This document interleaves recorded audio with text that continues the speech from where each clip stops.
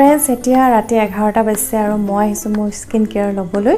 আজি মই আপোনালোকক দেখুৱাম নাৰিকল তেলৰ সহায়ত কিদৰে আপুনি আপোনাৰ ছালখনৰ যত্ন ল'ব পাৰে আৰু ৰাতি শুৱাৰ আগত যদি এইদৰে আপোনালোকে নাৰিকল তেলক ব্যৱহাৰ কৰে দেখিব আপোনাৰ ছালখনৰ বহুতো সমস্যা দূৰ হ'ব আজি ভিডিওটো বহুত বেছি ইন্টাৰেষ্টিং হ'ব ভিডিওটো একেবাৰে শেষলৈকে আপোনালোকে চাই থাকিব প্ৰথমতে আপোনালোকে দেখিছে মই মুখখন ক্লিন কৰি আহিছো মই ঠাণ্ডা পানীৰে মই মুখখন ধুই আহিছো আৰু যদি আপোনাৰ ছালখনৰ উজ্জ্বলতা একেবাৰে নাইকিয়া হৈ গৈছে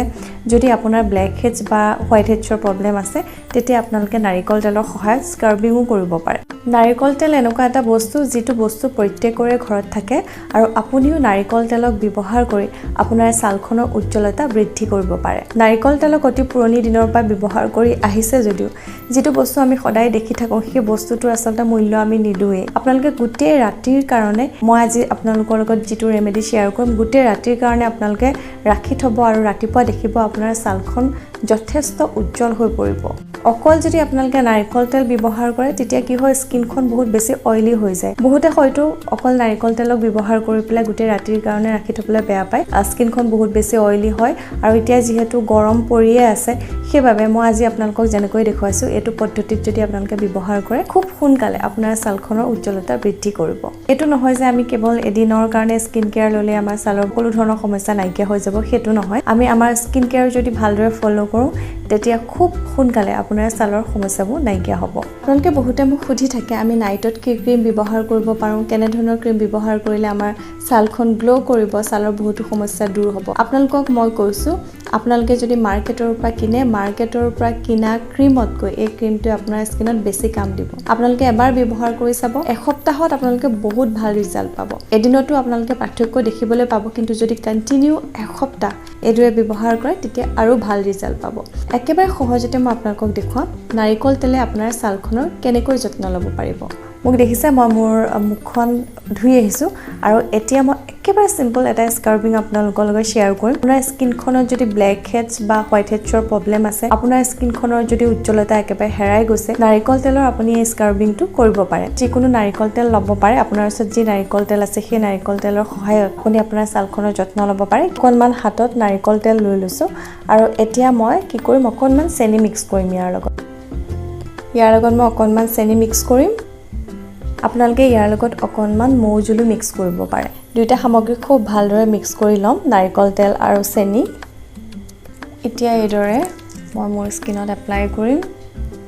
আপোনালোকে পাৰিলে অকণমান মৌজুল মিক্স কৰিব পাৰে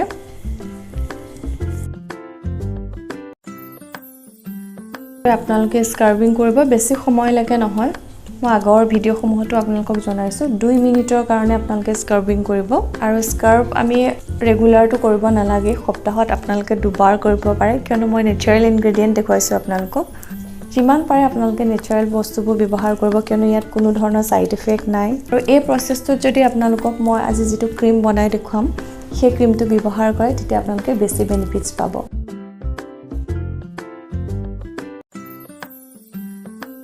আপোনালোকে দেখিছে মই স্কাৰ্বিং কৰাৰ পাছতে স্কিনত এটা গ্লো আহিছে আপোনালোকে নিশ্চয় দেখিছে মোৰ ডেড সেল স্কিনৰ লেয়াৰ আছিল খুব ধুনিয়াকৈ মোৰ প'ৰছ খুব ধুনিয়াকৈ ক্লিন কৰিছে ইয়াৰ পিছত মই মুখখন ভালদৰে ঠাণ্ডা পানীৰে ধুই আহিম আৰু মুখখন ধোৱাৰ পাছত নেক্সট ষ্টেপটো আমি ফলো কৰিম আপোনালোকক মই লাইভ ৰিজাল্ট দেখুৱাই আছো আপোনালোকে দেখিছে মই মুখখন ধুই অহাৰ পাছত মোৰ স্কিনখন যথেষ্ট গ্লো কৰিছে আৰু বহুত সফট লাগিছে স্কিনখন আৰু যদি আপোনাৰ স্কিনখন বহুত বেছি অইলি হয় তেতিয়া আপোনালোকে প্ৰথম যেতিয়া স্কাৰ্বিং কৰিব নাৰিকল তেলৰ পৰিৱৰ্তে আপোনালোকে বিলাহী ৰস এড কৰিব পাৰে নহলে আপোনালোকে আলু ৰসও এড কৰিব পাৰে এতিয়া আমি নেক্সট ষ্টেপটো লৈ আহিছো আৰু নেক্সট ষ্টেপটো এটো দেখিছে মই নাৰিকল তেলৰ পৰাই এই ক্ৰীমটো মই তৈয়াৰ কৰিছো কেনেকৈ মই বনাইছো আপোনালোকক দেখুৱাম ভিডিওটো আপোনালোকে একেবাৰে শেষলৈকে চাব প্ৰথমতে চাই লওক আমি ইয়াক কেনেকৈ ব্যৱহাৰ কৰিম এইদৰে আপোনালোকে এপ্লাই কৰিব আৰু ইয়াৰ পাছত আপোনালোকে মাসাজ দিব মই যি DIY মই ক্ৰীম বনাও প্ৰতিটো মই ভিডিওত আপোনালোকক দেখুৱাও মাসাজ কৰিব এটো কাৰণে লাগে ইয়াৰ ফলত কি হ'ব আমাৰ ব্লাড সাৰ্কুলেশন বাঢ়ে আৰু ক্ৰীমটো খুব সোনকালে আপোনাৰ স্কিনত এবজৰ্ব হৈ যায় যি খুব ধুনীয়াকৈ আপোনাৰ স্কিনত কাম কৰে আপোনালোকে এনেই ক্ৰীমটো লগাই পেলাই আপোনালোকে গোটেই ৰাতিৰ কাৰণে ৰাখিব পাৰে কিন্তু আপোনালোকে 5 মিনিটৰ কাৰণে 5 মিনিট সময় উলিয়াই যদি মাসাজ কৰে তেতিয়া বহুত ভাল ৰিজাল্ট পাব আপোনালোকক দেখুৱাইছো এই মাসাজ আপোনালোকে কেনেকৈ কৰিব আপাৰ ডাইৰেকচনত খুব ভালদৰে আপোনালোকে মাসাজ দিব সাৰ্কুলাৰ মোচনত আপোনালোকে মাসাজ দিব একুপেচাৰ পইণ্ট কেটা আপোনালোকে দবাব আপোনালোকে 5 মিনিট মাসাজ দিব আৰু 5 মিনিট মাসাজ দিয়াৰ পাছত আপোনালোকে মুখখন ধুই নিদিব গোটেই ৰাতিৰ কাৰণে আপোনালোকে এদৰে ৰাখি থব আৰু পিছনাখন আপোনালোকে ফেস ওয়াশ কৰি দিব এতিয়া বলক আপোনালোকক দেখুৱাও এই নাৰিকল তেলৰ ক্ৰীমটো আমি কেনেকৈ বনাম ইয়াৰ কাৰণে মই লৈছো 2 চামুচ নাৰিকল তেল নাৰিকল তেলত ভিটামিন ই পোৱা যায় ভিটামিন ই পোৱাৰ উপৰিও ইয়াত আছে ফেটি এসিড নাৰিকল তেলে আমাৰ স্কিনখন ময়শ্চাৰাইজ কৰাটো সহায় কৰে নাৰিকল তেল যদি আপোনালোকে ব্যৱহাৰ কৰে তেতিয়া বেলেগকৈ ময়শ্চাৰাইজাৰ ক্ৰীম ব্যৱহাৰ কৰাৰ কোনো প্ৰয়োজন নাই নেক্সট ইনগ্ৰেডিয়েন্ট মই লৈছো 1 চামুচ নেমু ৰস ইয়াত মই এসিড এড কৰিছো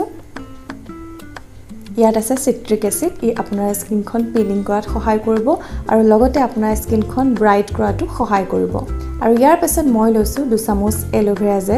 এলোভেৰা জেলে আপোনাৰ স্কিনখন হাইড্ৰেট কৰি ৰাখিব আৰু শেষত মই অকনমান হালধি গুৰি লৈছো এই গুৰি ব্যৱহাৰ কৰোতে এটা কথা মনত ৰাখিব আপোনালোকে কিচেন হালধি নলব মই আগতে কৈছো ইয়াত ফুড কালাৰ এড কৰা হয় সেইবাবে আপোনালোকৰ ওচৰত যদি ঘৰুৱা হালধি আছে তেতিয়া ঘৰুৱা হালধি ব্যৱহাৰ কৰিব পাৰে হালধিত আছে এন্টিসেপ্টিক প্ৰপাৰ্টিজ আৰু লগতে ই আপোনাৰ স্কিনখন ব্ৰাইট কৰাত সহায় কৰে এতিয়া আপোনালোকে খুব ভালদৰে গুটেকিটা সামগ্ৰী মিক্স কৰিব আপোনালোকে মিক্স কৰি থাকিব আৰু খুব ধুনীয়া এটা ক্ৰীম তৈয়াৰ হৈ যাব ক্ৰীমটো আপোনালোকে যদি ফ্ৰিজত ষ্টৰ কৰি ৰাখে তেতিয়া আপোনালোকে এসপ্তাহৰ কাৰণে ব্যৱহাৰ কৰিব পাৰে বেলেগকৈ আপোনালোকৰ নাইট ক্ৰীম বা সেৰাম ব্যৱহাৰ কৰাৰ কোনো প্ৰয়োজন নাই ফ্ৰেণ্ডছ কেনেকুৱা লাগিলে আজিৰ ভিডিওটো মোক কমেন্ট কৰি ক'বলৈ নাপাহৰিব যদি ভাল লাগিলে ভিডিওটো লাইক কৰিব কমেন্ট কৰিব শেয়াৰ কৰিব আৰু এটা নতুন ভিডিওলৈ মই দীপাঞ্জলি পুনৰ আহিম আপোনালোকৰ মাজলৈ আজিৰ ভিডিওটো ইমানতে শেষ কৰিছো ধন্যবাদ